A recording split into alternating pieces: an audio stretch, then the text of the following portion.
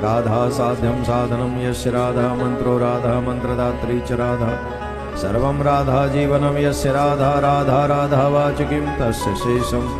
श्री राधा मेरी स्वामिनी में राधे तिरुदास जन्म जन्म मोहि दीजियो श्री चरणन को वास। वर्षाने की राधिकानंद गाम के श्याम इनके चरणन में करूँ मैं कोटि कोटि प्रणाम। त्रिवेणीं माधवं सोमं भरद्वाजं च वासुकिं वंदे अक्षयवटं शेषं प्रयागं तीर्थनायकं। कृष्णं नारायणं वंदे कृष्णं वंदे व्रजप्रियं कृष्णं द्वैपायनं वंदे कृष्णं वंदे प्रधानसुतं। उपस्थित सभी भक्तवृंद मातृशक्ति माता बहन भाई बंधु बाल गोपाल दोनों हाथ जोड़ें। सर्वप्रथम विश्व शांति के लिए प्रार्थना करेंगे और उसके बाद हम और आप सभी प्रेम से आज पंचम दिवस में श्रीमद् भागवत कथा में बाल लीलाओं का श्रवण करेंगे जो कि अपने आप में बहुत ही आनंदमयी हैं, भगवान की तरफ आकर्षित करने वाली हैं। ईश्वर सब सुखी हो कोई न हो दुखारी, सब हो निरोग भगवान धन धान्य के भंडार। सब भद्र भाव देखे सदमार्ग के पथिक हो, दुखिया न कोई होवे सृष्टि में प्राण धारे।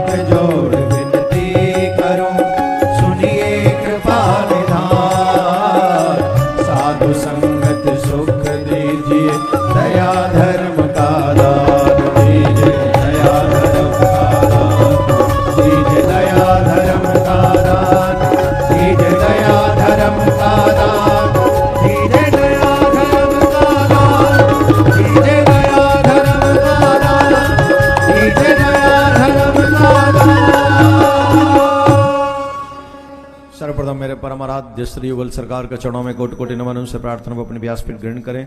उनके उपरांत में परम श्रद्धेय श्री सतगुरुदेव भगवान के चरणों में कोटि कोटि नमन, उनसे प्रार्थना वो अपना आशीर्वाद हमें प्रदान करें। स्थान देवता, वासु देवता, ग्रामीण देवता, नगर देवता, इन सबको बार बार प्रणाम। संगम प्रयागराज, बेणी माधव, अक्षय भट्ट, प्रत्यक्ष रूप से जितने भी ऋषि मुनि यहाँ विराजमान है, देवतागण विराजमान है, उन सबको कोटि शाह नमन। वो भी अपना स्थान ग्रहण करें। विद्युत समाज, सभी संत समाज, विप्र समाज पधारे सभी भक्तों के हृदय में उपस्थित मेरे सर्वेश्वर भगवान को कोटि शाह नमन। यूट्यूब और आस्था चैनल के माध्यम से जो लोग जुड़े हुए हैं उन सबको मेरा प्यार भरा राधे राधे। ऐसे नहीं, जोर से बोलिए।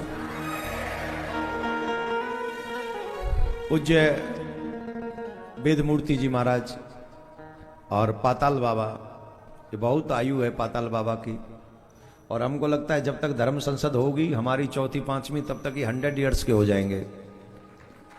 धीरे धीरे कुछ इनकी एज बढ़ रही है, कुछ हम लोग बढ़ाते जा रहे हैं। हाँ, बहुत चकाचक हो रहा है बाबा, देखो चकाचक है। लेकिन आप सब एक बात समझिए, आप सोच रहे हैं कि हम सनातन बोर्ड की मांग क्यों कर रहे हैं, जानते हो? भगवान को जब अपना अपना कोई लीला करानी होती है ना, कई बार जबरदस्त चमत्कार और प्रत्यक्ष उदाहरण हमारे सामने प्रस्तुत करते हैं। अभी एक बाबा जी महाराज बांग्लादेश से ही आए हैं।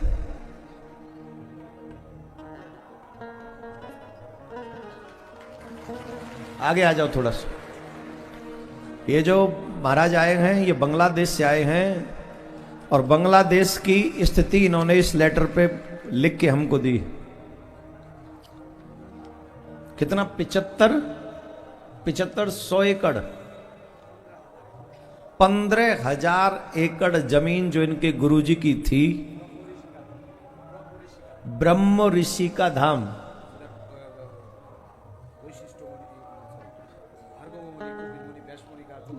जहां बहुत बड़े ऋषि मुनियों का वो आश्रम रहा है, पुरातन ऋषि मुनियों का। 15,000 एकड़ जमीन है वहां, और वहां इनके गुरु को गोली मारकर वो विधर्मियों ने उस जगह को अपने कब्जे में कर लिया। उन दुष्टों ने, ये इनके धाम का पूरा चित्र है वहां का, जो हम आपको दिखा रहे हैं।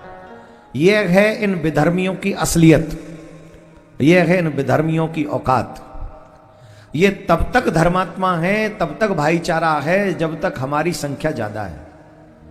जिस दिन हमारी संख्या कम हो जाएगी, वहां ऐसे ही गोली चलेंगी, चाकू चलेंगे, तलवार चलेंगे, हथियार चलेंगे, और चकाचक सिलटा के खत्म करके हमसे हमारी जगह स्थान सब छीन लिए जाएंगे।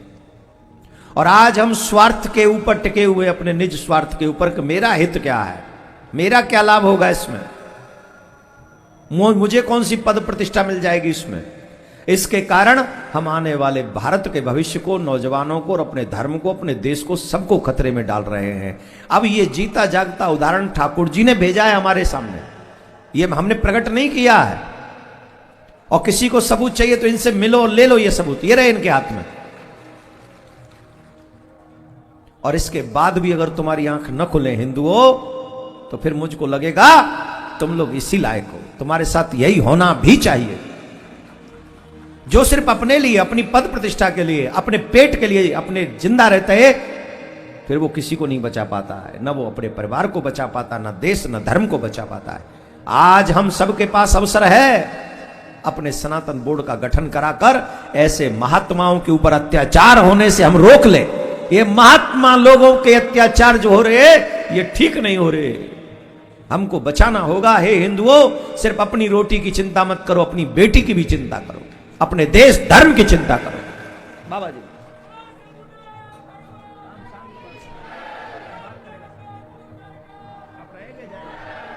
हमारे वेद मूर्ति जी महाराज, ये बाबा जी लोग, इन्हें कोई, इनके बच्चे नहीं हैं, पत्नी भी नहीं है ना आपके, है कि नहीं? हमको सही बताओ। भगवा पहना है तो पत्नी भी नहीं है, बच्चे भी नहीं है। बाबा जी वेद मूर्ति जी महाराज, ये पाताल बाबा, इतनी उम्र के होने के बाद भी शिविर शिविर जा रहे हैं सनातन बोर्ड को ले जाके कि आप 27 को चलो, 27 को चलो। इनका क्या स्वार्थ है? इन्हें क्या मिल जाए? आप बताओ। हमारे तुम्हारे तो बच्चे हैं, हमारी तुम्हारी तो दुकान भी होंगी दुनिया में, इनका क्या स्वार्थ है? इनका दर्द समझो। ये तुम्हें बचाना चाहते, तुम्हारे परिवारों को बचाना चाहते, अभी नहीं तो कभी नहीं। ये समाज ऐसे निस्वार्थ संतों का ऋण कभी नहीं चुका पाएगा। हम नमन करते।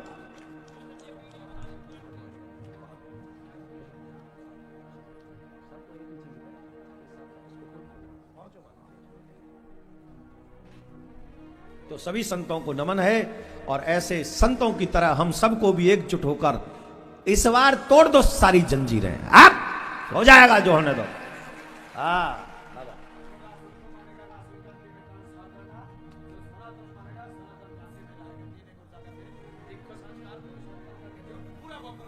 राधे श्याम बोलना पड़ेगा। तो हम तो शासन प्रशासन सत्ता संत महात्मा धर्माचार्य सनातनी हाथ जोड़ के एक ही प्रार्थना कर रहे हैं भैया, सब सुन लो। एक बार अपनी मैं से ऊपर उठकर सनातन को बचाने की जिद करने के लिए निकल पड़ो। एक बार निकल पड़ो। हमें कुछ मिले न मिले, हमारे लिए कुछ हो न हो, लेकिन संस्कार बचे रहें, धर्म बचा रहे, आने वाली पीढ़ी बच जाए, इसके लिए एक बार तो हमें निकलकर एक जिद करनी पड़ेगी, एक लड़ाई लड़नी पड़ेगी। इसे कोई नहीं रोक सकता। और नहीं लड़ोगे तो देखो गोलियां तो चलेंगी, अब उसके निशाने पे कब तुम आओगे वो भगवान जाने। आइए, हम आएंगे कि हमारी आने वाली पीढ़ी आएगी ये भी नहीं पता। निशाना तो बनना पड़ेगा या फिर धर्म बदलना पड़ेगा। आज नहीं जगे तो कल की यही सच्चाई है। अभी तो बोलो राधा राधा रटे कोटि बाधा मिटे,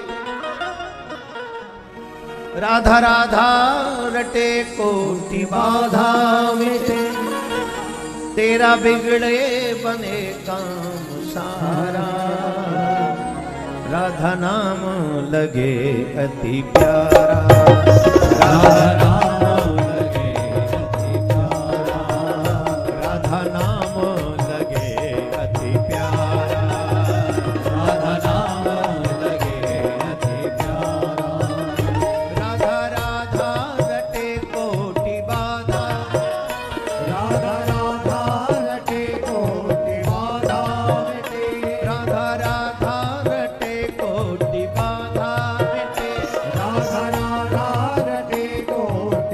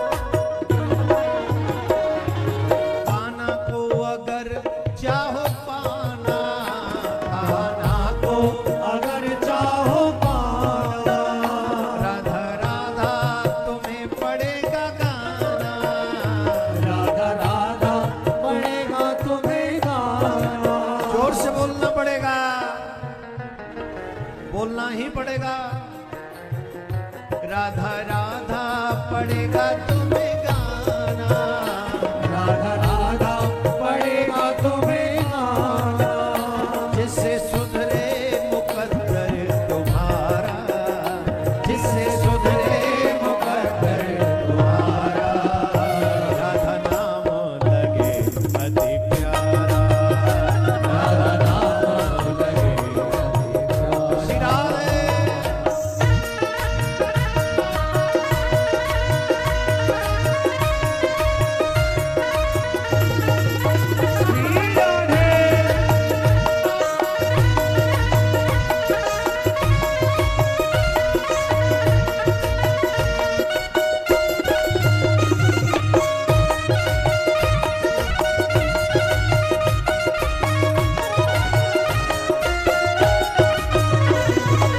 लाडली सरकार की जय हो। राधा सर्वेश्वरी है हमारी, राधा सर्वेश्वरी है हमारी, दीन दुखियों की पालनहारी, दीन दुखियों की पालनहारी, तुमको मिल जाए प्रियतम प्यारा, तुमको मिल जाए प्रियतम प्यारा, राधा नाम लगे अति प्यारा, राधा नाम लगे अति प्यारा, राधा नाम लगे अति प्यारा, राधा नाम लगे राधा राधा रटे कोटि बाधा मिटे, राधा राधा रटे कोटि बाधा मिटे, ओ राधा राधा रटे कोटि बाधा मिटे, राधा राधा रटे कोटि बाधा मिटे, तेरा बिगड़ा बने काम सारा, राधा नाम लगे अति प्यारा, राधा नाम लगे अति प्यारा, राधा नाम लगे अति प्यारा।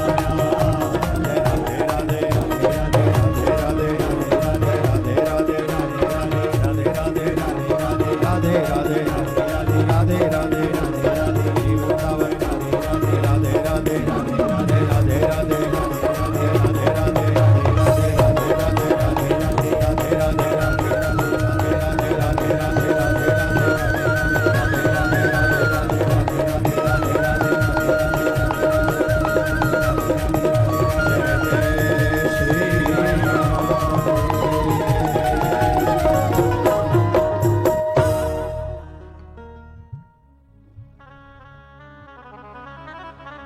बोले भागवत महापुराण की जय, सदगुरुदेव भगवान की जय, श्री प्रिया कांजू सरकार की जय, त्रिवेणी संगम की जय, वेणी माधव की जय, प्रत्यक्ष प्रत्यक्ष रूप से समस्त ऋषि मुनि देवी देवताओं की जय,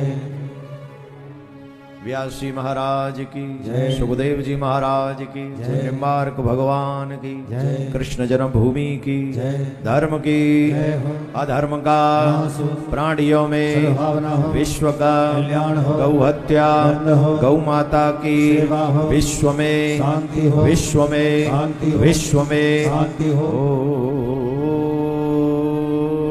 ओम शांति ही शांति ही शांति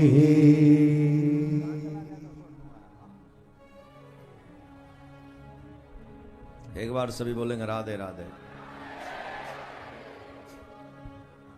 जो पीछे खड़े हैं भैया, आप सबसे हाथ जोड़ के निवेदन है, आप अभी से खड़े रहोगे तो लोग भी खड़े रहेंगे। जितनी भी देर आपको बैठना है बैठ के सुनो, जब मन करे आप चले जाओ।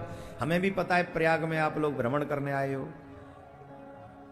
और इसीलिए तीर्थ में धोती कुर्ता पहन के जाया करो। कहीं भी बैठ जाओ, जींस पहन के आते हो तुम बैठ ही नहीं पाते हो, तुम्हारी जींस ही नहीं बैठने दे रही तुम्हें चैन से। तो सोचो जो कपड़ा तुम्हें ढंग से बैठने ही ना दे, वो कपड़ा ढंग से जीने कैसे देगा? सोचो आप ढंग से बैठ नहीं सकते, पाम लटका के बैठो तो जींस कहेगी ठीक है आई एम कंफर्टेबल, और बैठो पालती मार के जींस पहन के तो घोंटू अलग टूटे, पीड़ुरी अलग दुखे, पीछे ते और नीचे में उतर आवे, बहुत बुरा हाल होता। देख कभी प्रणाम करते हैं लोग जींस वाले, ऐसा लगता है कि जी आधे नागे साधु आ गए हमको प्रणाम करने। हाँ, तो ये परेशानी है उन वस्त्रों में, ये है। हम जिनको पहनना जब मजबूरी है, कभी कभार पहनो, बुराई नहीं है, लेकिन तीर्थ में जाओ, मंदिर में जाओ, कथा में जाओ, अपने भारतीय जो ड्रेसअप है उसको पहन के अच्छे भी लगोगे और कंफर्टेबली बैठ भी सकोगे, आराम से बैठ सकते हो, उसमें कोई बुराई नहीं होती है ना। इसलिए, और कई लोग तो इसलिए छोड़ के चले जाते कि वो बैठ पाते नहीं, महाराज बार बार कहते बैठो बैठो, तो कहते चलो घर चलते, आगे चलते, फिर उनका विचारों का यही होता है। तो चलिए, ये आज के कथा क्रम को आगे बढ़ाएंगे। उससे पहले आपने आज सुना, बांग्लादेश से संत आकर हमें विषम परिस्थितियों के विषय में, उनके लाइफ में जो हो रहा है वो हमको बता के गए। बहुत दुखद है, वो मैंने पूरा बोला भी नहीं जो उन्होंने बोला है, क्योंकि कथाक्रम था, लेट ना हो जाए, विलंब ना हो, इसलिए थोड़ा शॉर्ट में हमने आपको सुनाया। पर भैया देखो, हमारा दर्द सनातनियों की सुरक्षा के लिए है और हमारा कोई दर्द नहीं है। तो आप सब इस बात को समझते हो तो जहां समझते हो वहीं से अपना सहयोग दीजिए। सहयोग मतलब धन का नहीं, तन का। पहुंचिए यहां, जितनी बड़ी संख्या में आप पहुंचेंगे, जितना बड़ा सनातन धर्म संसद का आप समर्थन करेंगे, हमको लगता है उतनी बड़ी आवाज। कलयुग है भैया, जहां संगठन ज्यादा होगा, शक्ति ज्यादा होगी, जनता ज्यादा होगी, लोग उसी की बात मानेंगे। अभी लोग हिंदू हिंदू क्यों कर रहे हैं? क्योंकि सब हिंदू एकत्रित हुए और उन्होंने मोदी जी को सरकार में ला दिया पिछले 11-12 साल से, तो अब हिंदूवादी हो रहे हैं सब लोग। अगर हिंदू संगठित नहीं होगा तो कौन हिंदुओं की बात करेगा? ऐसा तो नहीं हिंदू वोट नहीं डालने जाते, हम वोट डालते ही हैं, लेकिन हमारे मंदिर आज भी सुरक्षित नहीं है। हम लोग वोट डालते ही हैं, पर कभी कभार डालते हैं, कभी नहीं भी डालते हैं। ये सिस्टम जो है, एकजुटता नहीं है। जैसे उनको क्या एक फरमान हो गया, ये हो गया आज, चलो जी, ये हो गया, चलो जी। अरे जब सनातन बोर्ड बन जाएगा तो जो सनातन हित की बात करेगा वही दिलों पे राज करेगा, सीधी सी बात है। अरे भैया, अपने लिए नहीं तो अपने धर्म के लिए निकलो, अपने लिए नहीं तो अपने आने वाली पीढ़ी के लिए निकलो। एक बार तो निकलो, एक बार तो दिखाओ दुनिया को कि हम भी किसी से कम नहीं। छूट जाए हमारे घर का काम तो हमको गम नहीं, छूट जाए घर का काम 27 जनवरी को तो हमको कोई गम नहीं। पूरी दुनिया को दिखा दो कि सनातनी भी किसी से कम नहीं। ये देखो, अभी नए नए निकल रहे हैं और ये नए नए निकलवा रहे हैं ठाकुर जी तुमको जगाने के लिए। हमारा कोई सेंस ऐसा नहीं है कि हम कुछ ऐसा बोले। बताओ, हम एक बोलते हैं, दूसरा पीछे से ठाकुर जी कहते थे ये भी लुढ़का दे, इसी से जगेंगे ये, कसम से। हाँ, छोड़ दो दुनिया के सारे काम, छूट जाएं जितने काम, इसका कोई गम नहीं। दुनिया को दिखाओ सनातनी किसी से कम नहीं। सुनो गौर से दुनिया वालों, चाहे जितना जोर लगा लो, सबसे आगे होंगे तुम्हारे बाप। हिंदुस्तानी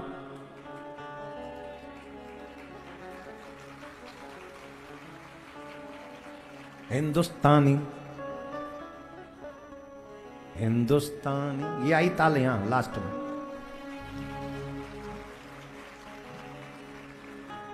बिना सनातनियों के मानवता नष्ट हो जाएगी मेरे भाई बहन, ये समझ लीजिए। पूरे ब्रह्मांड में जितनी मानवता है थोड़ी थोड़ी लोगों में, वो सिर्फ सनातन की वजह से है। सत्य प्रेम करुणा ये सनातनियों की देन है, और सत्य प्रेम करुणा के बिना मानवता शून्य है।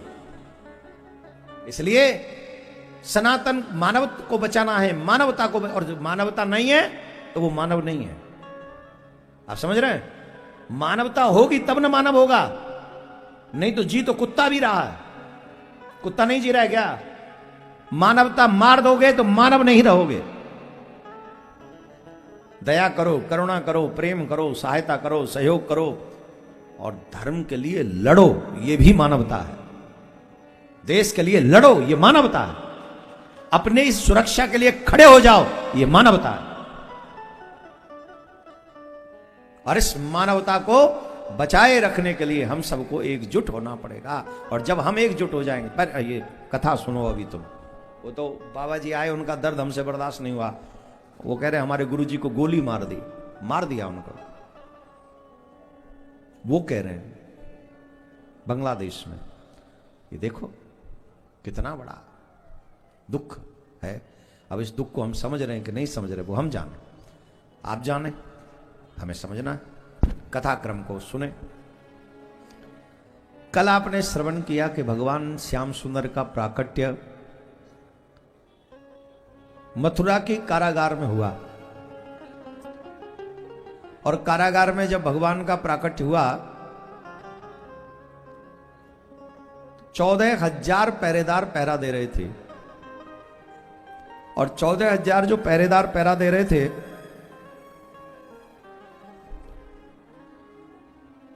भगवान ने ऐसी लीला करी कि जब भगवान प्रकट हुए तो सब पहरेदार सो गए, और जब वसुदेव जी उन्हें ब्रज छोड़ के आए और वहां से कन्या को लेकर आए तो सब पहरेदार जग गए। इसका अभिप्राय क्या हुआ? जब ईश्वर की कृपा जीवन में आती है तो जीव जग जाता है, और जब माया का प्रभाव मनुष्य के ऊपर हावी होता है तो जीव सो जाता है, सो जाता है। माया का प्रभाव सुला देता है।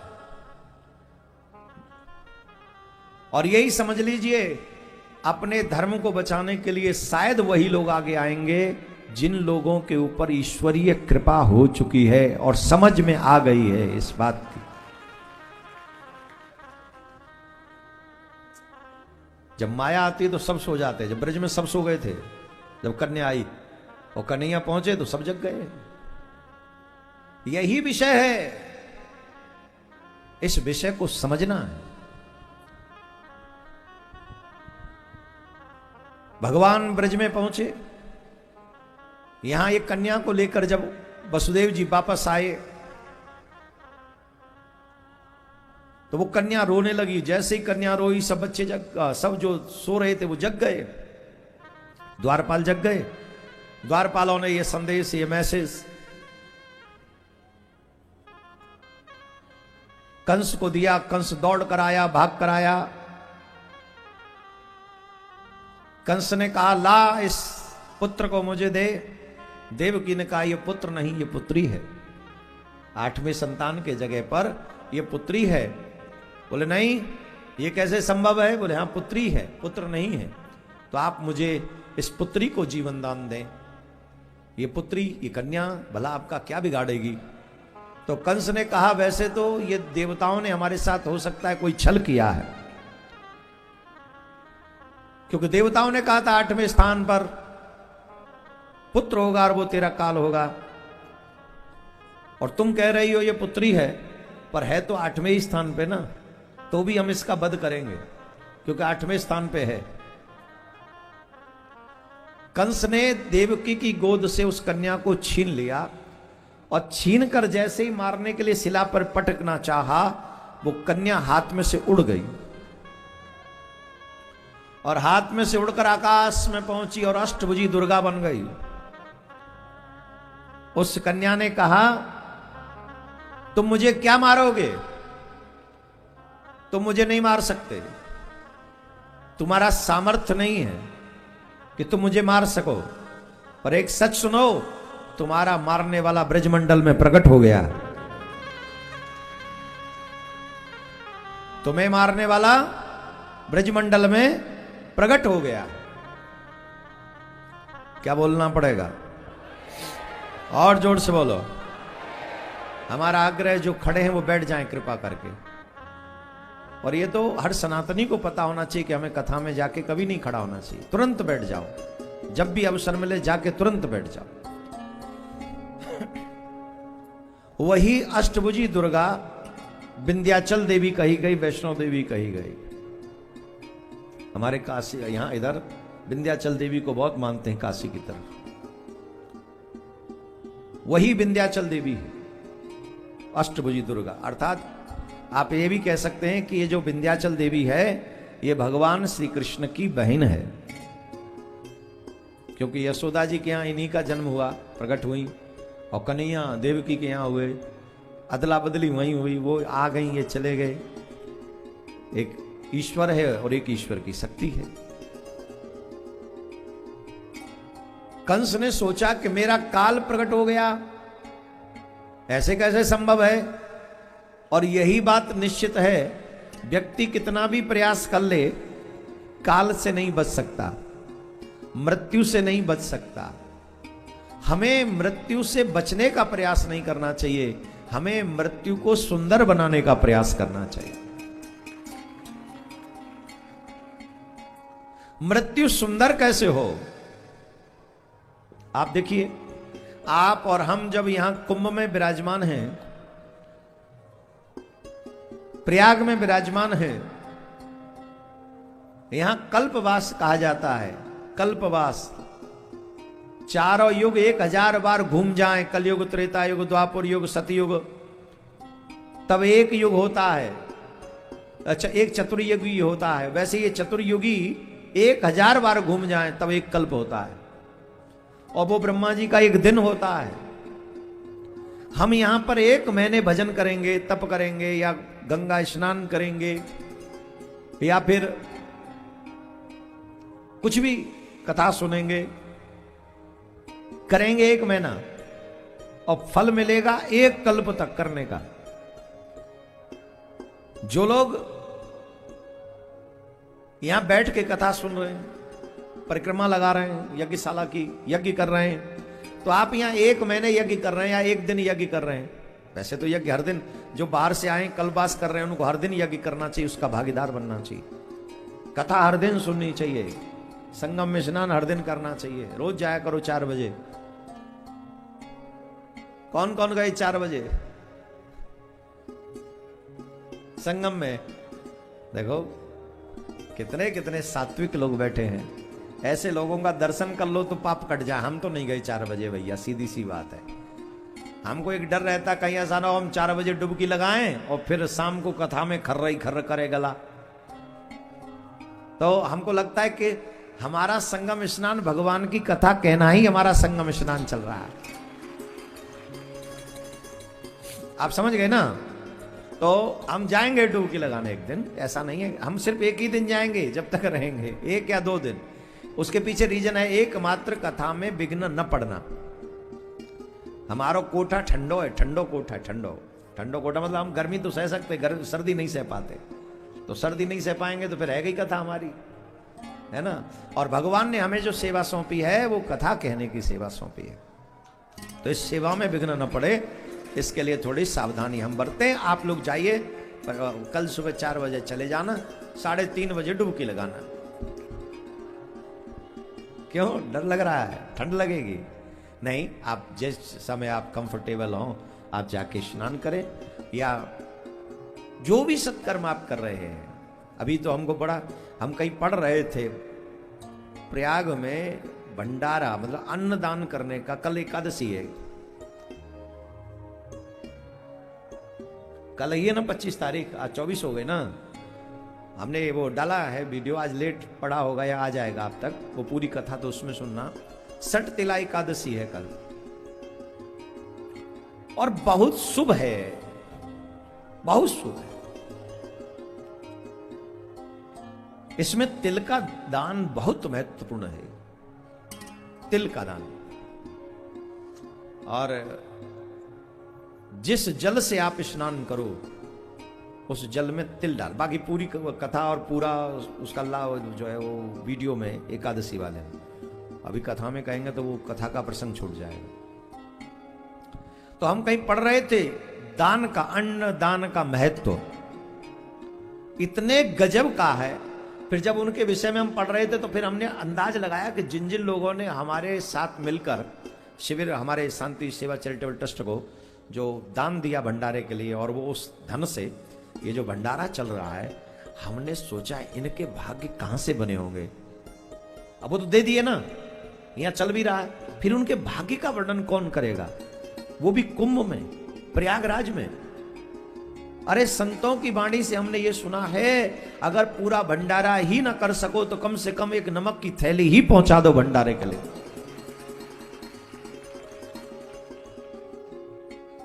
इतना बड़ा महात्मा है इसका, बहुत विशेष महात्मा है। तो एक कल्प तक लगातार वो फल मिलेगा आपको जो आप यहां बैठ के कर रहे हैं।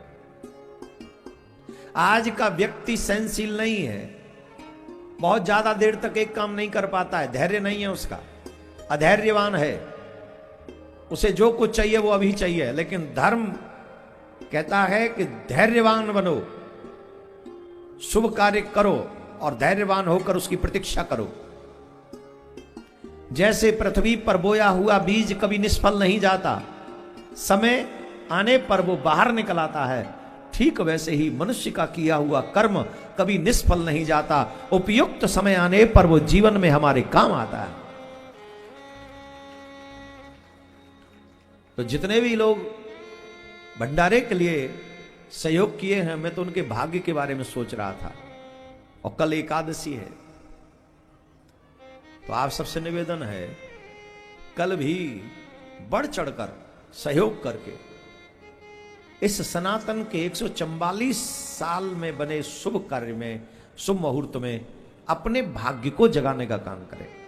सच में हम इसलिए नहीं कह रहे कि हमें आपका सहयोग चाहिए, सहयोग तो चाहिए ही, वो तो जितना करोगे उतना कम है, क्योंकि जिस रास्ते पे हम जा रहे हैं उस रास्ते में तो असीमित संभावना है और असीमित आवश्यकताएं हैं, कोई सीमित आवश्यकता नहीं।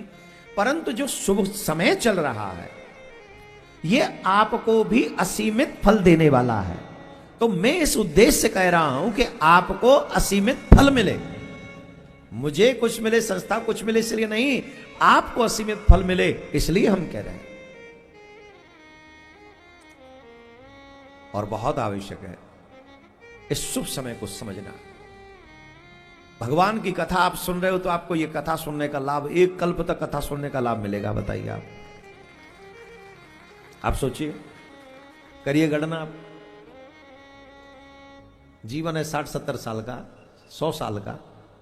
100 तो खैर कोई जीता ही नहीं आज के युग में, कहां सब सिट्टी बिट्टी गुम, खाना पीना सब खराब, कहां 100 साल जी पाएंगे। इसके बावजूद भी एक कल्प तक भजन करने का, कथा सुनने का, संगम में स्नान करने का फल अगर आप कमा सकते हो, वो भी कम समय में, तो क्यों नहीं कमाना चाहिए। हर एक सनातनी को कमाना चाहिए, हर एक सनातनी को। उमा कहूं में अनुभव अपना, सत हरि भजन जगत सब सपना। शंकर भगवान कहते हैं, हे उमा हम तुमसे सत्य सत्य कहते हैं, ये जगत तो स्वप्न है, सच अगर कुछ है तो वो भगवान का नाम है, सिर्फ भगवान का नाम है। इसलिए नाम जपो, नाम जपो।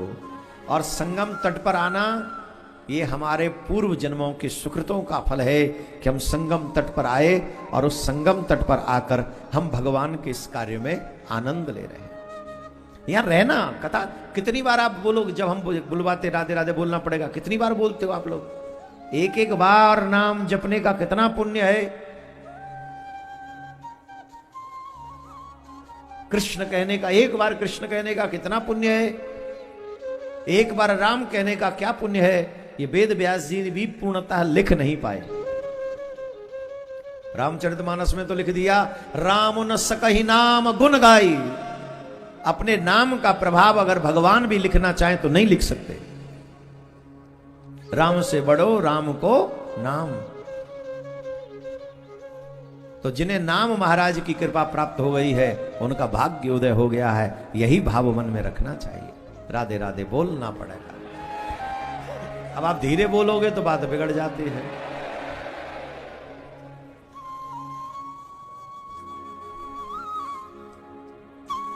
ब्रज में आनंद, इतना आनंद ब्रज में, जैसे ही पता चली कि बाबा के घर में लाला भयो है, सब ब्रजवासी तैयार है कि नाचवे के लिए चले, झूमवे के लिए चले। जियो श्याम लाला, जियो श्याम लाला, पीली तेरी पगड़ी रंग काला। जियो श्याम लाला, जियो श्याम लाला, पीली तेरी पगड़ी रंग काला। हो जियो श्याम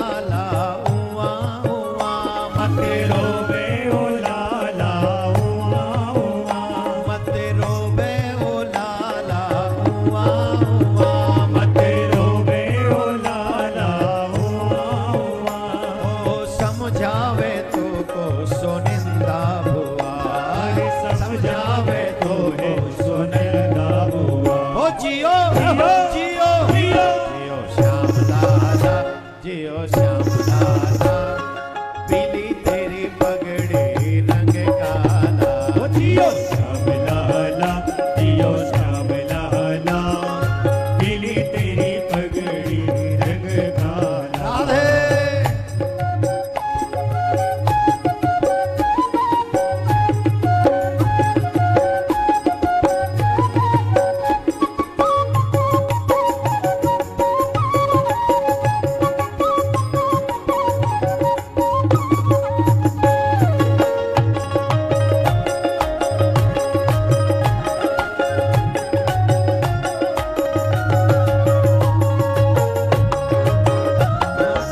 हरिलाल की जय हो। चरमर चरमर करे पलना, चरमर चरमर करे पलना, ओहो चरमर चरमर करे पलना। चरमर चरमर करे पलना। ब्रजवासी बोले जियो ललना, ब्रजवासी बोले जियो ललना, ओ ब्रजवासी बोले जियो ललना।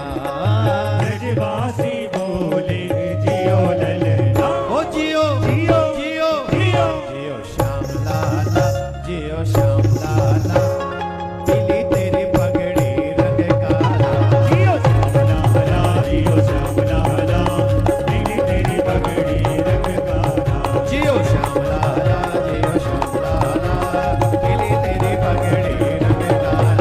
जियो श्याम लाला, जियो श्याम लाला, पीली तेरी पगड़ी रंग काला। जियो श्याम लाला, जियो श्याम लाला पीली तेरी पगड़ी रंग काला। जियो श्याम लाला, जियो श्याम लाला, पीली तेरी पगड़ी रंग काला। ओ पीली तेरी पगड़ी रंग काला।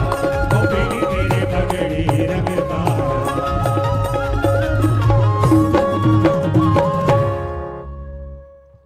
विराज जाएं सभी, सभी बैठ जाएं जहां खड़े हो वहीं। राधे राधे बोलना पड़ेगा। अरे ऐसे धीरे बोलोगे? बैठ जाएं कृपा करके, जहां हो वहीं बैठ जाओ। सब ब्रजवासी मैया यशोदा के द्वार पे, बाबा नंद के द्वार पे बधाई देवे जा रहे हैं। बधाई है, बधाई है, बधाई है। महाराज ऐसी व्यवस्था है रही है कि आए वारे की तो लाइन लग रही है और जावे को कोई नाम ना ले रहो। क्यों? बोले आए वारे की लाइन जामार लग रही है कि नंद बाबा के घर में लाला को जन्म भयो, चलो बधाई दिया हमें।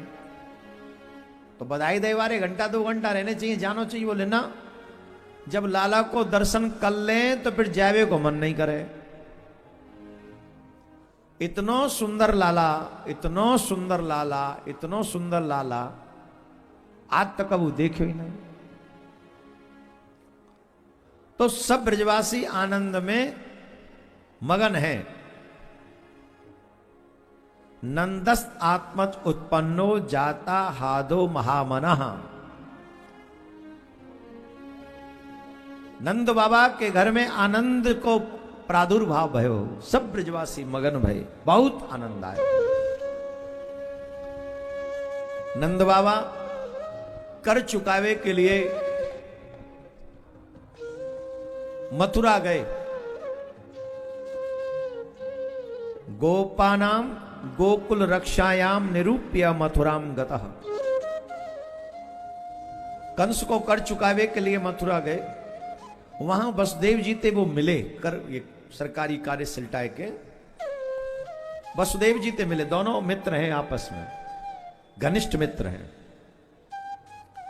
देखो आज तो मित्रता का मजाक उड़ाया जाता है, यूज एंड थ्रो है। आज व्यक्ति इतना स्वार्थी हो गया है, यूज करो और फेंक दो, कोई मतलब नहीं है। आज व्यक्ति अपने मतलब से, स्वार्थ से ही मित्रता करता है। जो काम का है उससे मित्रता करता है और जो काम का नहीं है उसे बाहर फेंक देता है। पर देखो मित्रता का कितना सच्चा निरूपण वसुदेव जी और नंद बाबा के इस प्रसंग में आता है। 85 वर्ष की आयु में लाला को जन्म भयो नंद बाबा के। तो वसुदेव जी बड़े मगन है रहे। क्यों? हमारे मित्र के घर में लाला भयो। और कहां मगन है रहे? जेल में, कारागार में। और वो मगन है रहे जिनके 8 बालक या 6 बालक तो जन्म लेते ही मार दिए गए। क्योंकि मित्र के घर में आनंद भयो है, जा मारे वह आनंद को हमें नमन करना है, प्रणाम करना है। वह आनंद को, मित्र के आनंद में सम्मिलित है नो है। नंद बाबा के घर में 85 साल की आयु में लाला भयो। पर क्योंकि वसुदेव के इतने पुत्र मार दिए गए मेरे मित्र के, या हमारे नंद बाबा मुंह लटका के ठाड़े, दुखी है के खड़े। क्योंकि हाय हाय मेरे मित्र के ऊपर कैसो संकट आए गए। ये है मित्रता। आज हमें अपना कहने वाले लोग जब संकट पड़ता है तो छोड़ के भाग जाते हैं। और भगवान की कृपा जब हो जाए, पद प्रतिष्ठा मिल जाए, धन वैभव बढ़ जाए, तो जिनको कभी देखा तक ना हो आपने, वो आपके रिश्तेदार बन जाते हैं। एक बात तो है धन में, एक बात तो अच्छी है धन में, अननोन को भी आपका रिश्तेदार बना देता है। सब लोग कहते दूर के भैया लगते हैं हम आपके, दूर के चाचा लगते हैं हम आपके, दूर के फलाने लगते, ढिमके लगते हो। जब विपत्ति आ जाए तो बोले पास के भी पास नहीं आते।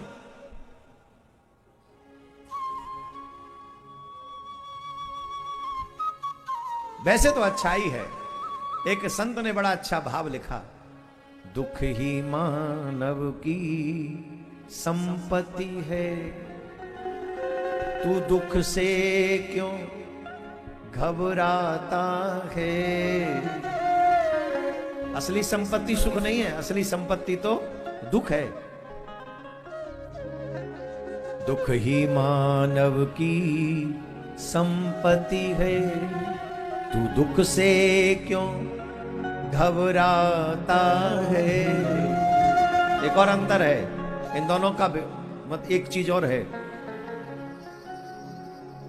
दुख जाएगा तो सुख देकर, सुख जाएगा तो दुख देकर, सुख देकर जाने वाले से हे मानव क्यों भय खाता है। दुख ही मानव की संपत्ति है, तू दुख से क्यों घबराता है।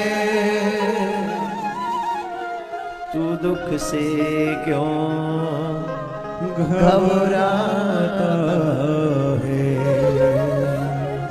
जब भी तुम्हारे जीवन में दुख आएगा तो वो जब जाएगा तो सुख देके जाएगा, और जब सुख जाएगा तो वो दुख देकर जाएगा। अब ये सोचो कि जो सुख देकर जाए उससे डरना चाहिए कि नहीं डरना चाहिए। बस महाराज,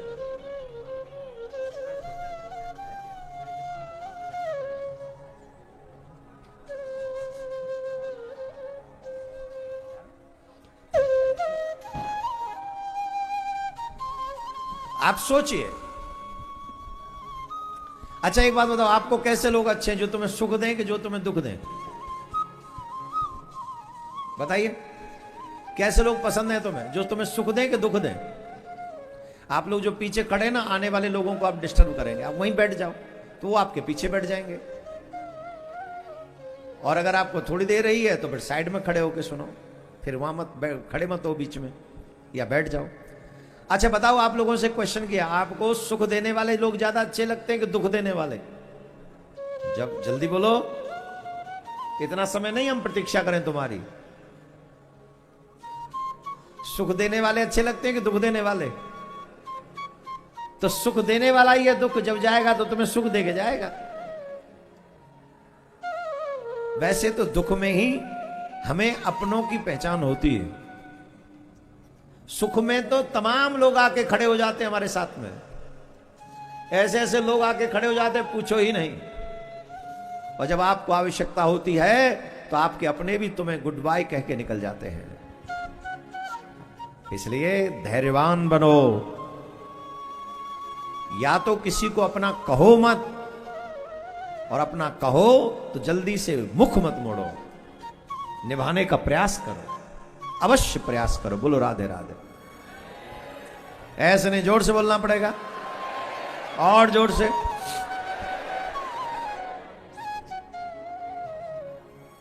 वसुदेव जी सुखी हैं कारागार में, क्योंकि नंद बाबा के घर में लाला भयो, और नंद बाबा दुखी हैं क्योंकि वसुदेव जी पे संकट आ गए हो। यह है मित्रता। अब वसुदेव जी को लगा ये ऐसे ही उदास होंगे, दुखी होंगे, तो उन्होंने कहा देखो हम थोड़ा सा बताएं, आप लाला भयो है ना ब्रज में तुम्हारे घर में? बोले हाँ। तो आप ज्यादा देर यहाँ रुको मत, अपने घर जाओ, ये कंस बड़ा दुष्ट है, न जाने कहा का उत्पात कर दे तुम्हारे साथ, या लिए तुम जाओ। सुनी बात, और नंद बाबा वसुदेव जी से मिलके नंद भवन की ओर, नंदगाम की ओर चले, गोकुल की ओर गए। कंस की मोहबोली बहन जाको नाम है पूतना। क्या नाम है? कंसेना प्रैता घोरा पूतना बाल घातनी, शिशुचरा निग्रंथी पुरग्रामा ब्रजादिशु। जाको नाम ही है पूतना, न खुद के पूत न स्वामी दूसरे के पूत। कई लोग ऐसे होते हैं, अब देखो कलयुग का ही प्रभाव है, कहते हैं मां ने बच्चों के साथ आत्महत्या की। कई खबर सुनने को मिलती हैं, बड़ी बड़ी खबर कलयुग में सुनने को मिल जाती है। 4 बच्चों की मां प्रेमी के संग फरार। ये कलयुग का प्रभाव है कि नहीं? प्रेमी के संग फरार मतलब 4 बच्चों की मां, और वो प्रेमी भी गजब कोई हो। क्यों? ये ममता कहां है? कैसी है मर्यादा? कैसी है ममता? कई होते हैं ऐसे, ना खुद के पुत्र स्वामी ना दूसरे के पुत्र स्वामी। दूसरे के भी बच्चे अच्छे नहीं लगते, बिल्कुल नहीं अच्छे लगते।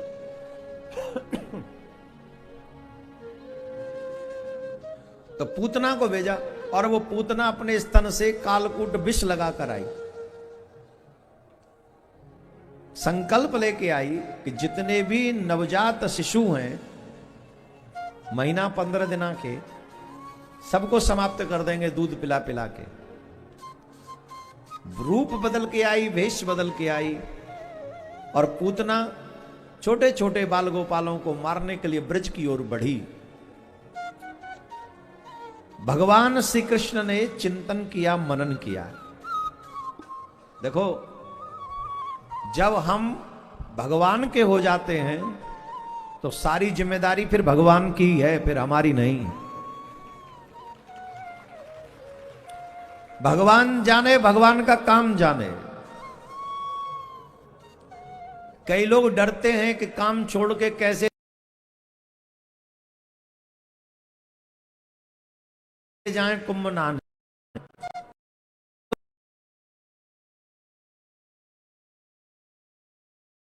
काम छूट जाएगा, है ना? अच्छा एक बात बताओ, तुम समिया दिन बैठे रहो, कोई ग्राहक ना आए तो क्या कर लोगे? अरे बोले आए ना आए फिर भी बैठना तो पड़ता है। तो एक रामायण की चौपाई वशिष्ठ जी ने भरत जी से कहा था, सुनऊ भरत भाभी प्रबल बिलख कहेऊ मुनिनाथ, हानि लाभ। तुम दुकान खोले बैठे रहो, बिजली का बिल ही आता रहे और एक ग्राहक ना झांके तुम्हारी दुकान पे, तुमने लाभ किया कि लॉस? हानि हुई कि लाभ? जब लाभ ही परमात्मा के हाथ में है, हानि ही परमात्मा के हाथ में है, तुम्हारे हाथ में है ही नहीं, तो जब तुम 4 दिन दुकान बंद कर दोगे, किसके लिए? तो 5 दिन का प्रॉफिट अगर उसे देना हुआ तो 1 ही दिन में दे देगा। और अगर तुम्हारा लॉस कराना हुआ तो बोले सारे दिन बैठे रहो दुकान खोल के, एक न झांके। बल्कि अब दुकान खोल के बैठोगे तो पंखा चलाना, लाइट चलानी, एसी चलाना है कि नहीं, चलाना कि नहीं चलाना? जवाब दो। आया ग्राहक कोई नहीं, 5 दिन दुकान और खोल के बैठे रहे तो वो बिल और आ गया, तो 10-5 हजार रुपए की चपत और लग गई। क्यों?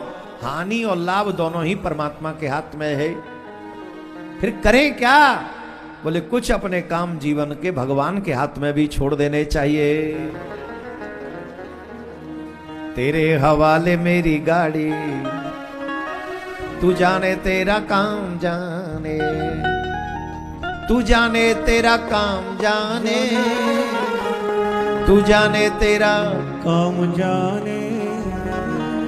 तेरे हवाले मेरी गाड़ी, तू जाने तेरा काम जाने।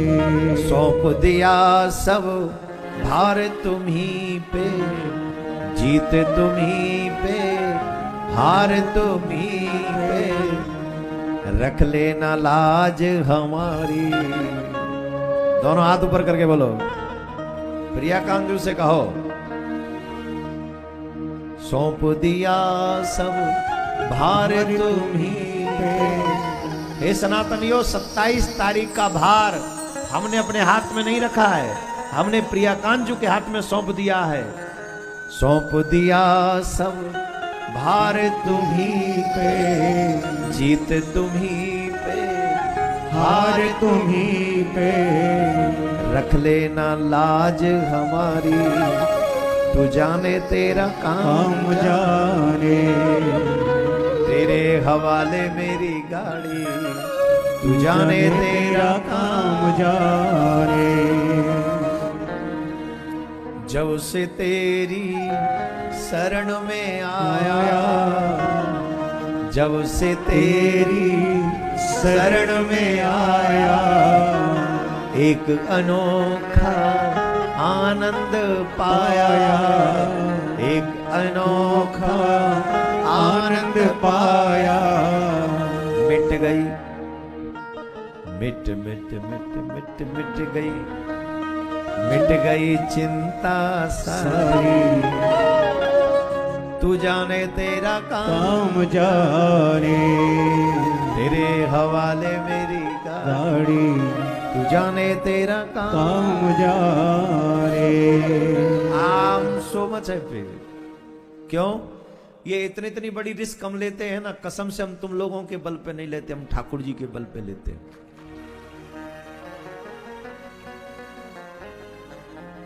एक कई लोग कहते हैं आप इतनी कैसे रिस्क ले लेते हो? मैंने कहा हम जिसके बल पे रिस्क लेते हैं वो सारी इतनी रिस्क उसके लिए चींटी के बराबर भी नहीं है।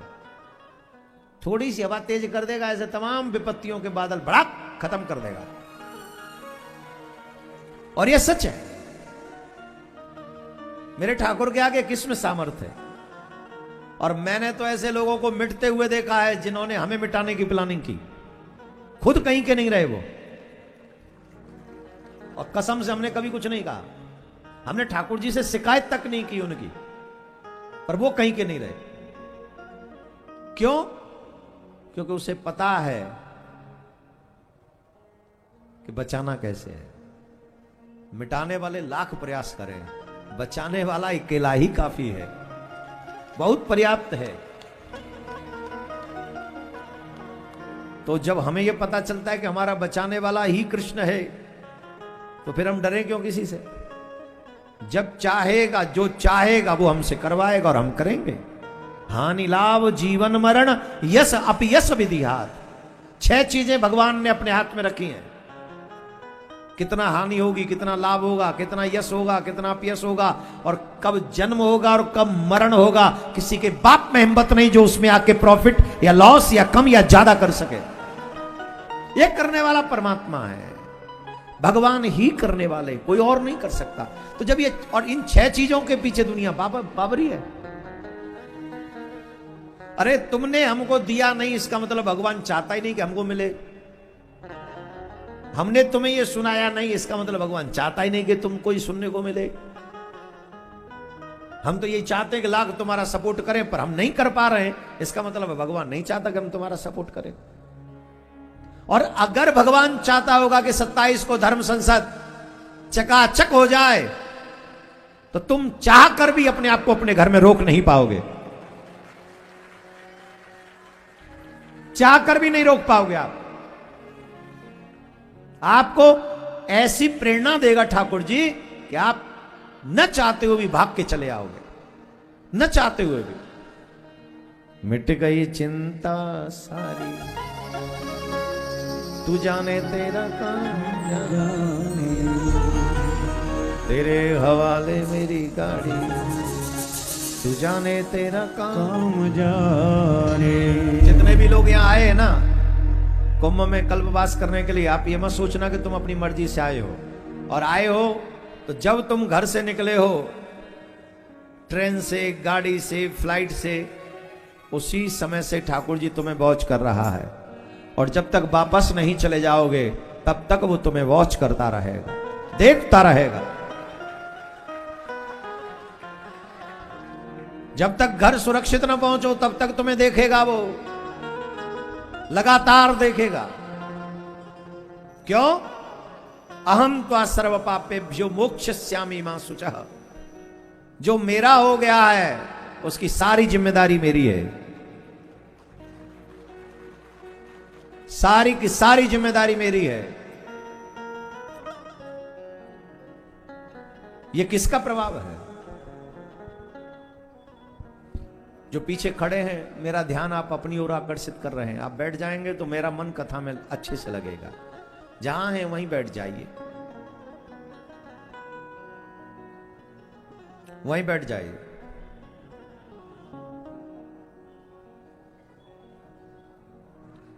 मिट गई चिंता सारी। चिंता तब होगी जब चिंतन नहीं होगा, और जब चिंतन करोगे भगवान के नाम का तो प्रत्येक चिंता समाप्त हो जाएगी, नष्ट हो जाएगी। भगवान ने सोचा कि हमारे यहां ब्रज में जो जन्म लेके आए हैं वो हमारे, अच्छा ठाकुर जी के समय में जो बाल गोपाल जन्म लेके आए होंगे वो साधारण होंगे क्या? वो भजनानंदी नहीं होंगे क्या? नहीं होंगे? बोलो। कितने भजनानंदी होंगे वो? तो क्या वो उसे पूतना के दूध से मरने दे ठाकुर जी? इतना निर्दयी है क्या? अरे जाओ, मेरे कृष्ण का तो जवाब नहीं। स्वयं पलना में झूल रहे हैं अभी, पर पलना में झूलते झूलते भी भक्तों का चिंतन करते हैं, उनकी रक्षा करते हैं। अभी चलने वाली लीला नहीं कर सकते, पर बिना चले ही भक्तों की रक्षा करते हैं। जब ठाकुर जी रक्षा करने पे आता है ना, तो सारी चीजें उन्हीं के पक्ष में घूमने लगती हैं, उन्हीं के साथ घूमने लगती हैं। ये सत्य मान लीजिए, ये सत्य मान लीजिए आप लोग। हम में कमी है कि हम भगवान के बन नहीं पा रहे हैं। हम में कमी है कि हम भगवान को रिझा नहीं पा रहे हैं। जितना समय हम संसार को रिझाने में लगाते हैं, उसका 1% भी समय अगर हम भगवान को रिझाने में लगा दें तो संसार चाहे जो करे, ठाकुर जी हमारा हो जाएगा, गोविंद हमारा हो जाएगा। इसमें संशय नहीं है। भगवान ने ऐसी बुद्धि कर दी पूतना की, सीधे नंद भवन की ओर देखा। नंद भवन में बहुत भीड़ है, तो पूतना सीधे नंद भवन की ओर गई। पता चला बालक को जन्म है, सब बधाई देवे आए हैं। तो पूतना बोली, मैया यशोदा ते बड़ी दूर ते आई हूं तेरे लाला को नाम सुन के। बड़े दिना बाद मैं हो तेरे घर में लाला, अमृतमयी दूध है मेरो। मैं जब तेरे लाला को दूध पिवाऊंगी, तेरे लाला अमृत को प्राप्त कर लेगो। ले तू मेरे लाला एक खिला, मैं तेरे लिए रसोई बनाऊं। पूतना गई कन्हैया के पास में। कन्हैया ने पूतना को देखो नहीं, अपने नेत्र बंद कर लिए। कौन कौन भगवान से मिलना चाहता है?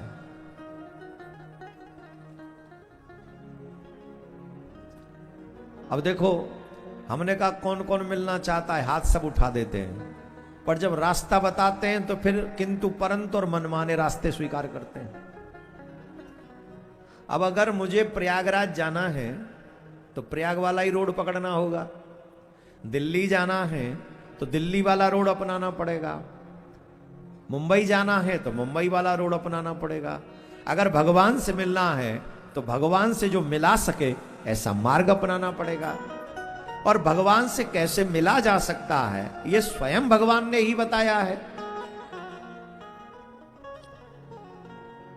भगवान स्वयं कहते हैं कि मैं ऐसे लोगों से मिलता हूं। कैसे लोगों से मिलते हो? निर्मल मन जन सो मोहि पावा, मोहि कपट छल छिद्र न भावा, मोहि कपट छल छिद्र न भावा। जिनका मन निर्मल है विराज जाएं। देखिए, कथा के बीच में आना जाना नहीं करना चाहिए, बिल्कुल भी नहीं करना चाहिए। और जब कथा में अगर विलंब से पहुंचे भी तो जब हाँ अवसर मिले वहीं बैठ जाना चाहिए। अब क्योंकि प्रयाग में लोग इसी भाव से आते हैं तो यहाँ ज्यादा देर फोर्स भी नहीं कर सकते, पर आप जितनी भी देर रहें आप बैठकर कथा सुने, शांति से सुने। राधे राधे बोलिए, जोर से बोलिए। भगवान बहुत बड़ी परीक्षा लेता है कभी कभी तो। एक दिन पहले ऐसा बोलो, दूसरे दिन कहे तो वही सीन प्रस्तुत करता है, सामने वही दृश्य प्रकट हो जाता है। मानो तुमसे पूछता, आप बताओ तुम क्या करोगे?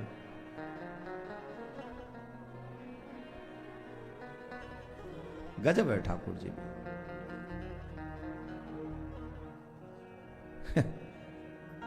सारी परीक्षाओं के लिए कई बार तो ऐसा लगता है हम ही मिले। दुनिया भर की परीक्षा वो हमारी ही लेने को तैयार बैठा है। चलिए ये भी देते हैं।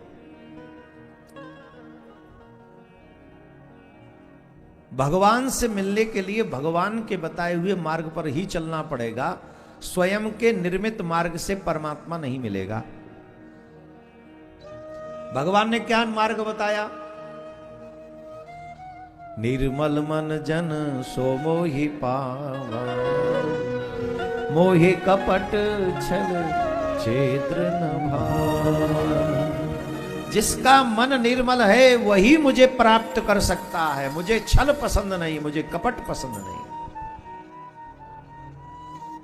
छल क्या है? बोले हम भक्त हैं नहीं, भक्त दिखना चाहते हैं। हम भगवान के हैं नहीं, पर फिर भी कहते हैं तुमेव माता च पिता तुमेव बंधु च सखा तुमेव। झूठ है ये।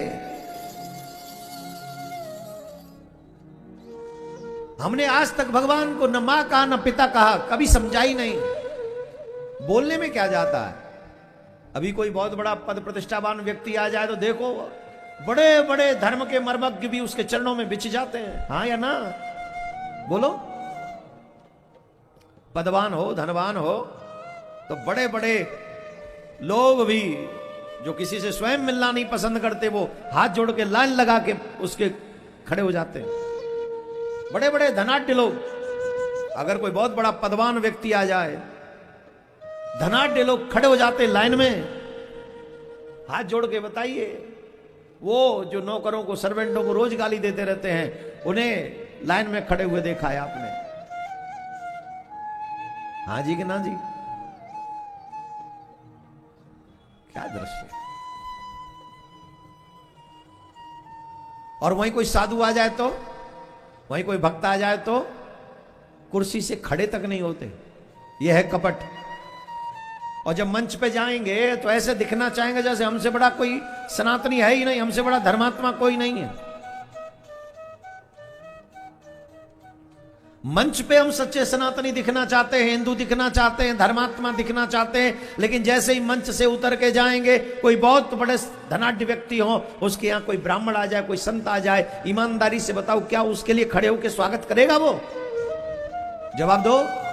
मैंने ये दृश्य देखा है, लोग खड़े तक नहीं होते हैं। आइए, ऐसे बोल, आइए बताइए क्या चाहते हैं? फांसी का फंदा चाहते हैं, हमें फांसी पे चढ़ा दो, ये चाहते हैं। हम क्या चाहते हैं ये महत्वपूर्ण नहीं है, तुम धर्मात्मा हो कि नहीं ये महत्वपूर्ण है। अगर नहीं हो तो रावण की तरह दिखो, वैसे हो जैसे हो वैसे ही दिखो। रावण ने कभी नहीं कहा कि मैं भगवान को मानता हूं, वो कहते शंकर को मानता हूं, मेरे लिए इतना पर्याप्त है। और राम जी से लड़ा वो, राम जी ने तार दिया। आर्टिफिशियल गेम नहीं पसंद है भगवान को, नो आर्टिफिशियल। अगर रियल में तुम भगवान के शत्रु भी दिखोगे, अगर हो तो दिखो। भगवान ने कभी नहीं कहा कि मैं राक्षसों को नहीं तारूंगा, भगवान ने कभी नहीं कहा मैं दुष्टों को नहीं तारूंगा, भगवान ने कभी नहीं कहा मैं पापियों को नहीं तारूंगा। कहा कभी? बताइए। भगवान ने तो ये कहा है तुम जैसे हो मेरी शरण में आ जाओ, मेरी शरण में पापी भी आएगा तो तार दूंगा। रावण को भी तार दिया, पहले रावण को मार दिया, मारने के बाद तार दिया। ऐसा नहीं कि रावण को तारा नहीं, रावण को भी तार दिया। पर कपट छल छिद्र न भाव, रावण के मन में कपट नहीं था। शत्रु था तो शत्रु बन के गया, हिरण्यकश्यप शत्रु था तो शत्रु बन के गया। शूर्पणखा कपट करके गई है, पूतना कपट करके गई है, इसलिए भगवान ने इन दोनों को देखा ही नहीं। न पूतना को देखा और ना ही शूर्पणखा को देखा। क्यों नहीं देखा? और ये कपट करके आई, जैसी हैं वैसी नहीं आई हैं कुछ, दिख रही हैं कुछ।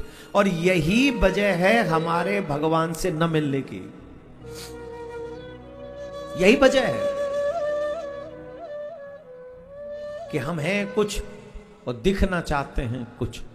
तो क्या करें? बोले बन जाओ वैसे जैसा दिखना चाहते हो। जैसे चाहते हो ना समाज हमें ऐसा समझे, तो जैसा चाहते हो कि समाज ऐसा समझे वैसे बन जाओ। और यही है रियलिटी। जब तुम वैसे ही बन जाओगे तब तुम्हें पोस्टर नहीं छपाने पड़ेंगे, तब तुम अपने आप छप जाओगे। मीरा को अपने पोस्टर नहीं लगाने पड़े कि मैं भक्त हूं, ध्रुव को अपने पोस्टर नहीं लगाने पड़े कि मैं भक्त हूं, कुछ और नहीं करना पड़ा। किसी बड़े बड़े राजा बलि को क्या पोस्टर लगाना पड़ा कि मैं दानी हूं? जवाब दो, बताइए ना।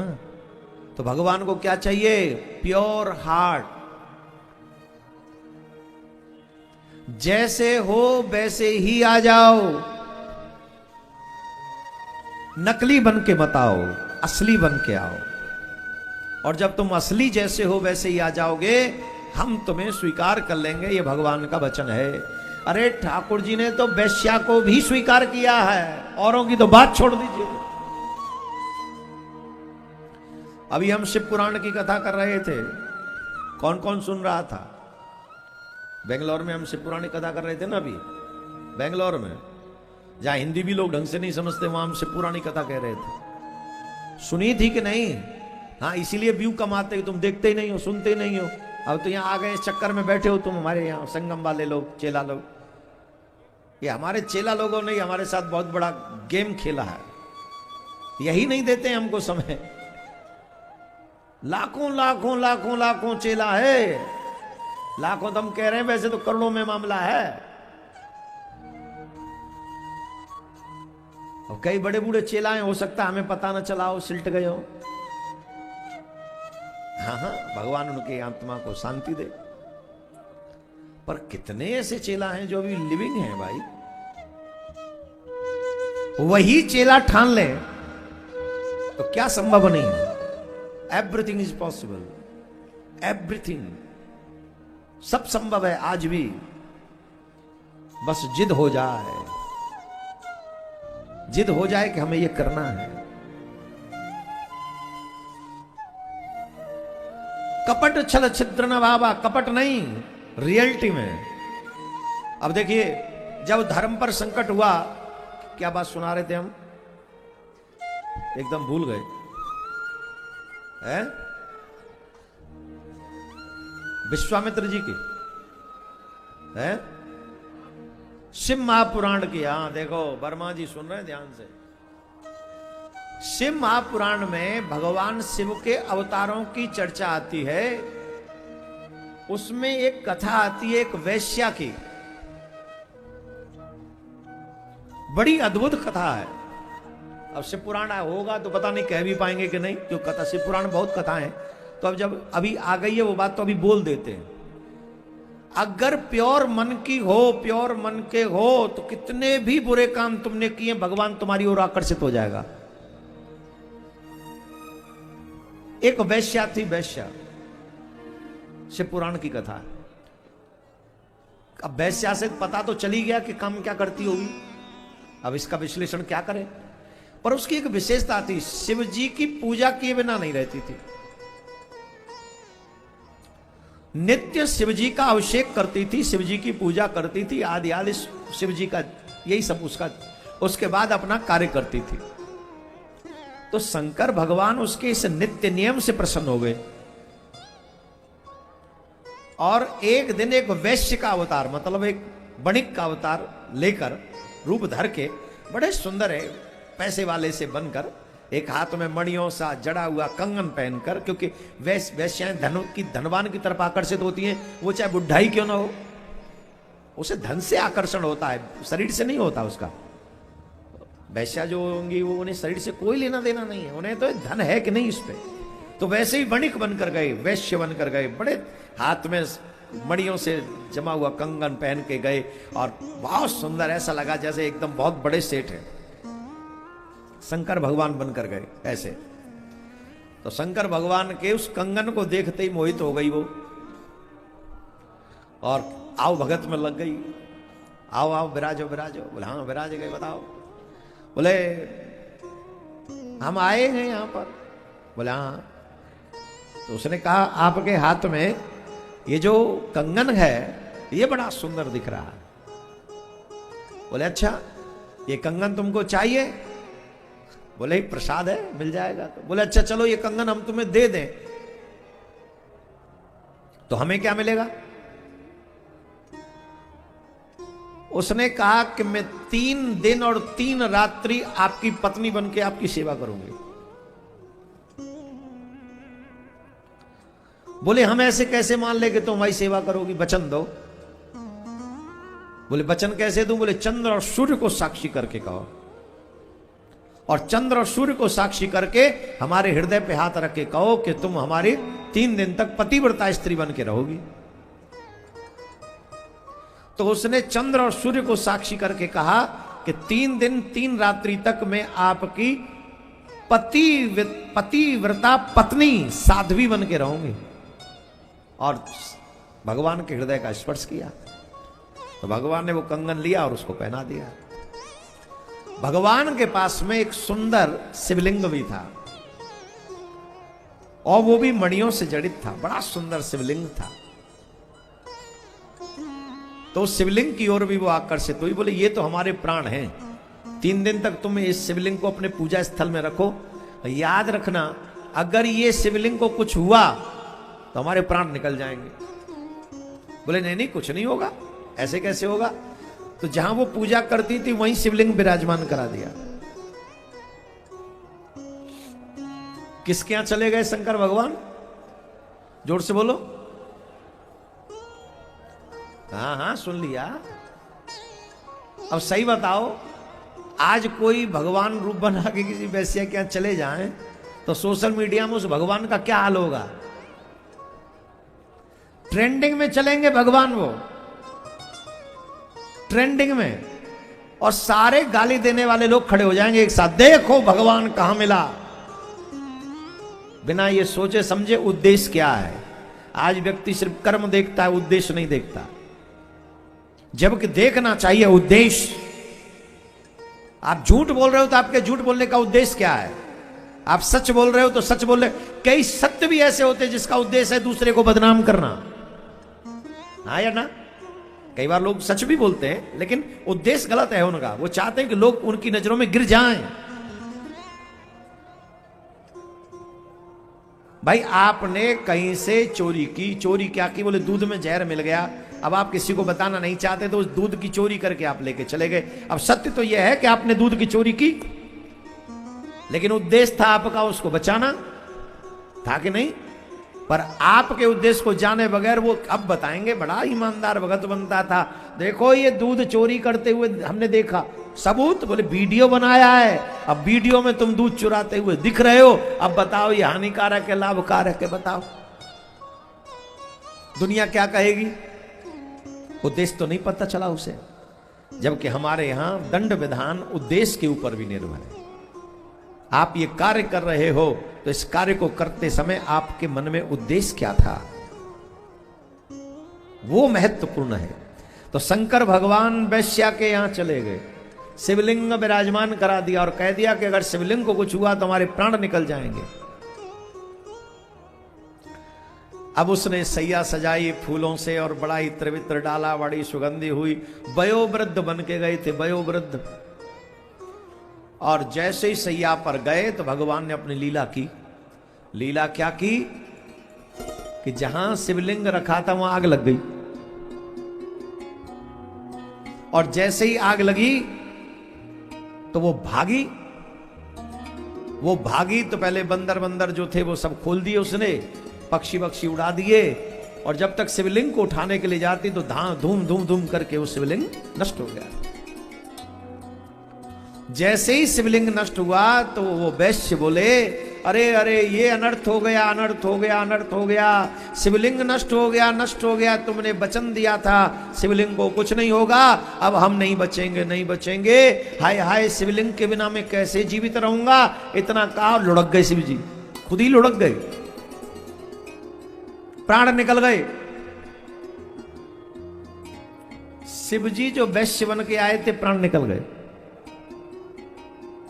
अब तो वो रोने लगी, हाय हाय मेरे तो पति चले गए, मेरे तो पति चले गए। और जो 4-5 और चमचार साथ में थे उसके, बोले काय का पति? अरे तुम तो हर दिन कोई ना कोई आता है, तुम काय किसकी पत्नी हो? अरे बोले नहीं तुम नहीं जानते। और फिर उसने निश्चय किया, मैंने ये वचन दिया था कि मैं पतिव्रता साध्वी मतलब पत्नी बन के दिखाऊंगी, 3 दिन रहूंगी, और पति का प्राण निधन होने पर पतिव्रता स्त्री सती होती है। अब तो मैं चिता में इनके संग सती होंगी। बोलो राधे राधे। जोर से बोलना पड़ेगा, और जोर से बोलना पड़ेगा। वैश्या कह रही है अब मैं इनके संग सती होंगी।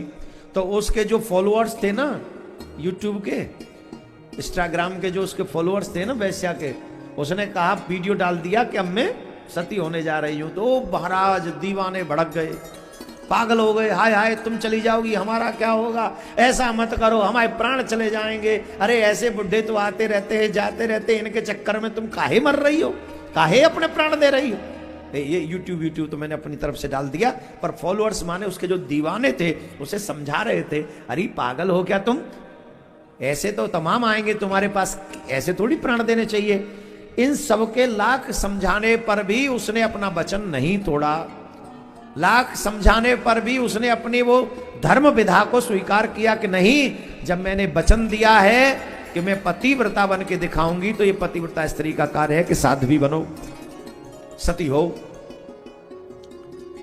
महाराज चिता पर वयोवृद्ध वैश्य को लिटाकर और उनके सर को अपनी गोद में रखकर अग्नि प्रज्वलित करा ली, और शंकर भगवान उसकी इस दिव्य निष्ठा से प्रसन्न हो गए, और शंकर भगवान स्वयं प्रकट हो गए और उसको भी वहां अग्नि से हटा लिया। बोलो शंकर भगवान की जय। मोहि कपट छल छिद्र न भावा, ये शिव पुराण की कथा है। अब वैश्या को भी भगवान मिले। किसको मिले? शंकर भगवान स्वयं चल के गए। अब वैश्या थी, उसका काम था, उसका वो स्वभाव था, लेकिन समर्पित सच्ची भक्त थी भगवान की, और वचन की पक्की थी। अब तो हम नित्य तो भक्ति करते हैं और वचन में कोई दम नहीं है, नित्य झूठ बोलते हैं, स्वार्थ के लिए किसी भी देवी देवता की पूजा एक्स्ट्रा ऐड कर लेते हैं। हाँ जी कि ना जी? बोलो। तो फिर कैसे बात बनेगी? अपने इष्ट में सच्ची निष्ठा रखो, सारे काम वही कर देंगे, तुम्हें और किसी के पास भटकने की आवश्यकता ही नहीं पड़ेगी। एक साधे सब सदे, सब साधे सब जाए। एक की पूजा करो, सब की बात बन जाएगी। सबको बनाने जाओगे सब बिगड़ जाएगा। तो भगवान ने निश्चय किया कि इस पूतना का कल्याण हमको अभी कर देना है, लेकिन इसको देखना नहीं है। आंखें बंद कर ली और मन ही मन निश्चय किया, जो गति मैंने मैया यशोदा के लिए सोची है वही गति मैं पूतना को दूंगा।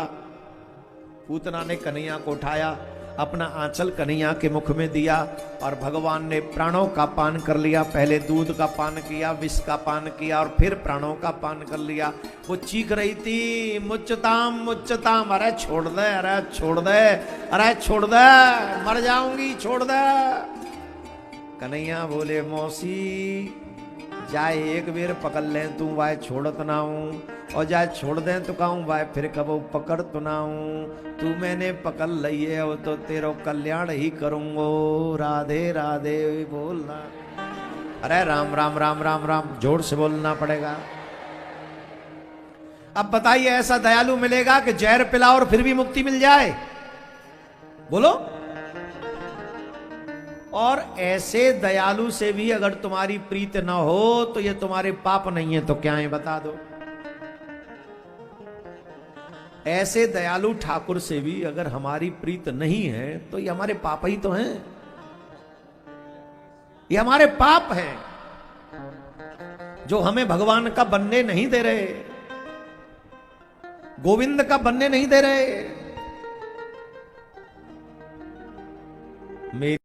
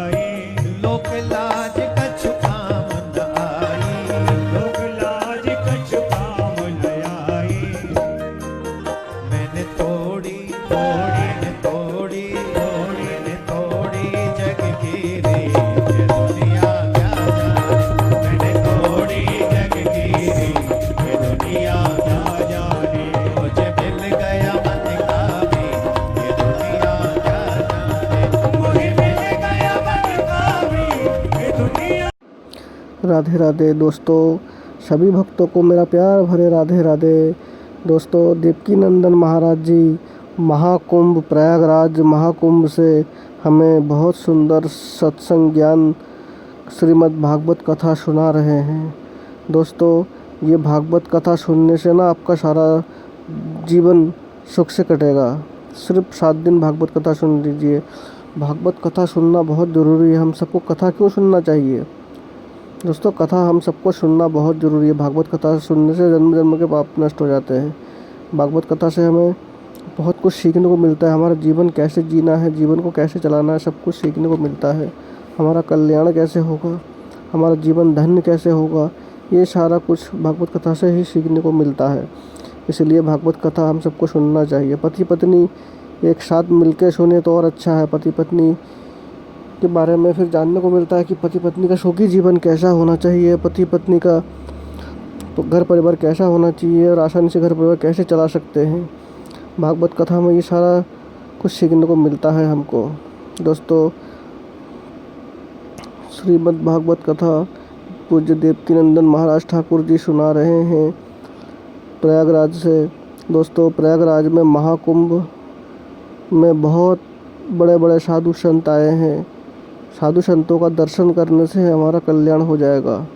मन ही मन में उनको प्रणाम करें और गंगा मैया को प्रणाम करें और मन ही मन में डुबकी लगा दें। मन ही मन में गंगा मैया को डुबकी लगाओ, देखना आपको कल्याण हो जाएगा, जीवन धन्य हो जाएगा।